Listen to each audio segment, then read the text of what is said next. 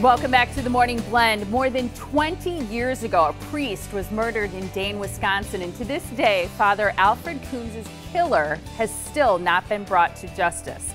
This very mysterious and famous crime is the subject of a popular podcast called Unsolved: The Devil You Know. Fans of the podcast will be excited to know that a bonus edition is going to be recorded live next month. We're going to have details about that. And if you are hearing it now just for the first time, you can also binge the entire series, which is neat. Gina Barton is the writer and producer, and as a reporter for the Milwaukee Journal-Sentinel, she has talked to lots of the detectives, suspects, and witnesses in this true crime story. Great to see you again. Thanks. Great to be here. So fun. Episode 10, the final edition, although we're going to talk about a live bonus edition coming up, released just at 5 a.m. this morning, right? Right, yeah. This is exciting. What's the subject of this one? So everybody, the last episode, they're like, oh, you're going to say who did it, right? And I was like, well, no, it's called Unsolved. I wish, right? Yeah. So we don't know who did it. But the thing that I love about releasing it 1 week at a time is that we had a lot of people call in like while the show was being made over the past couple months. So I've got a woman who said Father Koons was hitting on her and bothering her, you know, coming to her house, trying to start a relationship with her. I've got a couple of people who were questioned back at the time, back in the news now for other crimes. A lot of new stuff that isn't in the written version that you'll see in the paper. Fascinating. And do investigators also believe that your podcast has sort of sparked new interest and new leads? Definitely. What they really wanted to do was keep this case in the public eye.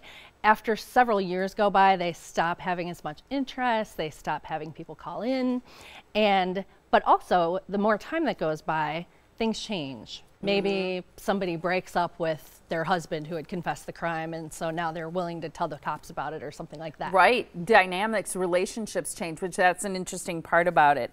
It's a narrative series and a podcast. I know you've talked to a lot of suspects, including this teacher. His name is Brian Jackson, who actually found Father Koons' body, correct? Right. Yes. Actually, my colleague, Ashley Luthern, who happened to be in Indiana where he lives, talked with him briefly.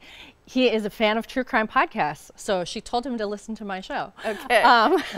But he also, he's been cleared now, but he was at the top of the suspect list for a good 10 or 15 years. Is that because he found the body and his DNA was on it? Right. I mean, the person who finds the body and also people who have a close relationship with the victim are always at the top of that list. Was he the one who called 911? Brian was the one who called 911, right. Okay, but his name has been cleared. Right, so they found some new DNA that did not match him, so that works in his favor. Yep. And the police also did this training where you can analyze the 911 call, and based on what the 911 caller is saying and how they say it, you can tell if they're the killer or not. I find that fascinating. Me too. We can do a whole nother segment on that because I think that's fascinating. Definitely. Now, last week's episode was pretty crazy. There were talking birds, biting squirrel.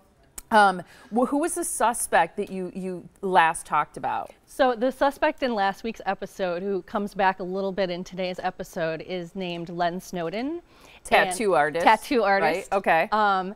And he also had dated Maura Smith, who was the clairvoyant waitress who said she saw Father Koons' murder in a psychic vision. This is fascinating. Oh my gosh. And so she gave them Len's name, and the story was that Maura Smith, the clairvoyant waitress, had told Father Koons she was having an affair with Len Snowden. Father Koons said, oh, this guy's bad news, allegedly went and talked to Len and said, leave Maura alone, you know, she's not the woman for you. Now, I talked to Len extensively, and he said none of this happened. He said he broke up with her, and his alibi was, in fact, the talking birds. So he said, stay with me. Okay. He said he had 5 people in his tattoo shop, and one of the birds was screaming, and the other bird was like, knock it off, knock it off, knock it off. And then finally the bird said, shut the, and let an expletive fly, and everybody laughed, and then the bird stopped shrieking. And that's wild. The other thing that's crazy about this is that the Dane County Sheriff's Department launched a social media campaign. They actually put up a page as if it was Father Alfred Koons, hoping for new leads. And I know they worked with a law enforcement officer through Facebook, and Facebook first approved it, which has now since been disbanded. And that's also mysterious and kind of weird. We ran out of time, but I want to make sure we ask you, is there going to be a 4th season? Will you tackle another unsolved case? There will definitely be a 4th season. I don't know what case I'm going to look at yet. So if any of your viewers have ideas about a very interesting unsolved murder, you know, get in touch with me at the Journal Sentinel. I've got some on my list that I'm going to start researching, and we'll see where we go. That's awesome. It's been so great to talk to you. Here's the information about the bonus podcast that's going to be recorded live next month. It's Tuesday, April 9th at 7 p.m. You can visit, check it all out, hear it live at Backroom at Collectivo, which is located on North Prospect. To get tickets, they're only $10. Go to this website. It's jsonline.com/unsolvedlive. Then you can get 3 months. You can binge on this series. 3 months of digital access for 99 cents a month. What a deal. Go to jsonline.com/deal. Can't wait to talk about your 4th season. Thank you so much for being here and sharing the details with us. Thanks for having me. Great.